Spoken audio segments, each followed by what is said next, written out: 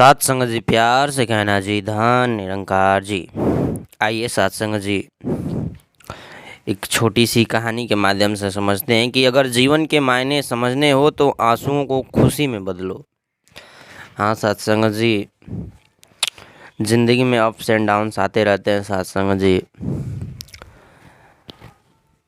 जिंदगी झूले की तरह है, झूला जितना आगे जाता है उतना ही पीछे जाता है सात संगत जी।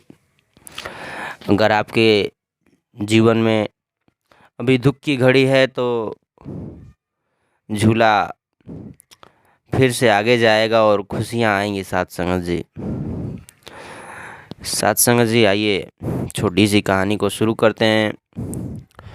यह सुंदरन की कहानी है जिसने भोले बच्चों को खुशियाँ लौटाई। सात संगत जी, सुंदरन दफ्तर से लौटा ही था कि पत्नी ने कहा, घर का राशन खत्म हो गया है। सुंदरन का बाजार जाने का बिल्कुल भी मन नहीं था, पर जाना जरूरी था। सुंदरन ने अपनी गाड़ी निकाली और सुपरमार्केट की तरफ बढ़ा। थोड़ा आगे बढ़ते ही जाम दिखने लगा। याद आया, अगले दिन दिवाली थी। ऐसा लग रहा था कि पूरा शहर सुपरमार्केट पर टूट पड़ा हो। सुंदरन ने भी भीड़ से बचते बचाते किसी तरह अपना सामान ट्रॉली में रखा और बिल की लाइन में खड़ा हो गया। उस दिन लाइन बहुत लंबी थी। लाइन में उसके ठीक आगे दो बच्चे थे। लगभग 10 साल का एक लड़का था और शायद 6 साल की एक लड़की थी। लड़के ने अपने बड़े से साइज का पुराना कोट पहन रखा था। पैंट की जेब फटी हुई थी और पैरों में पुरानी घिसी हुई चप्पलें थीं। लड़की के बाल चिड़िया के घोंसले की तरह बिखरे थे और लड़के की तरह उसके कपड़े भी उम्र के हिसाब से बड़े थे। लड़की के हाथ में सुनहरे रंग की चप्पल थी जिसे उसने कसकर अपने सीने से लगा रखा था। उसके चेहरे पर बेशुमार खुशी झलक रही थी और वह खूब उछल रही थी। लड़का उतना ही शांत था। देखते ही देखते उनके बिल का नंबर आ गया। लड़की ने चप्पल काउंटर पर बैठी महिला को दे दी। महिला ने उसे स्कैन किया और बोली, और कुछ? लड़के ने पूछा, कितना हुआ? महिला बोली, 920 रुपये। लड़के का चेहरा उतर गया। उसने अपनी बहन से बड़ी बहादुरी से कहा, अनु चल घर चले, हम इसकी जगह बाद में कुछ और ले लेंगे, हमारे पास सिर्फ 500 रुपये ही है। अन्नू बोली, लेकिन भैया भगवान जी को यह चप्पल बहुत पसंद आएगी। भाई बोला, चल पगली, भगवान सिर्फ मन देखते हैं, चप्पल नहीं। सुंदरन पीछे खड़ा सब सुन रहा था। वह दिवाली ज़्यादा धूमधाम से कभी नहीं मनाता था।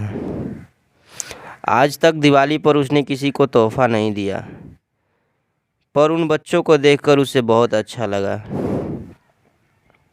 उसने 500 रुपये का नोट निकाला और धीरे से काउंटर पर रख दिया। यह देखकर लड़की खिलखिला उठी और सुंदरन से बोली, थैंक यू अंकल। सुंदरन ने लड़के से पूछा, अनु कह रही थी कि यह चप्पल भगवान जी को बहुत पसंद आएगी, ऐसा क्या है इस चप्पल में? लड़का बोला, हमारी माँ अस्पताल में है, उन्हें कैंसर है और अब वह भगवान जी के पास जाने वाली है। पापा कहते हैं स्वर्ग में सारी ज़मीन सोने की होती है। माँ की चप्पल टूट गई है, इसलिए अनु चाहती थी कि माँ भगवान से मिलने सुनहरी चप्पल पहनकर जाए। सात संगत जी, छोटे बच्चों की बात सुनकर सुंदरन की आंखें भर आई सात संगत जी, पर सुंदरन उनकी मदद करके बहुत खुश था। जैसा कि आपने कहानी में पढ़ा कि उसने तो कभी दिवाली धूमधाम से नहीं मनाई थी साथ संगत जी, पर पता नहीं क्यों इस बार उन बच्चों को देखकर उसे उनकी मदद करने की इच्छा हुई और उसने मदद किया भी। साथ संगत जी,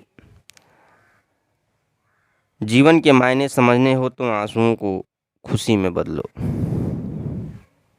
इन बच्चों ने यही हमको शिक्षा दी कि हमारी माँ बेड पे हैं, कैंसर से लड़ रही हैं, पर ये बच्चे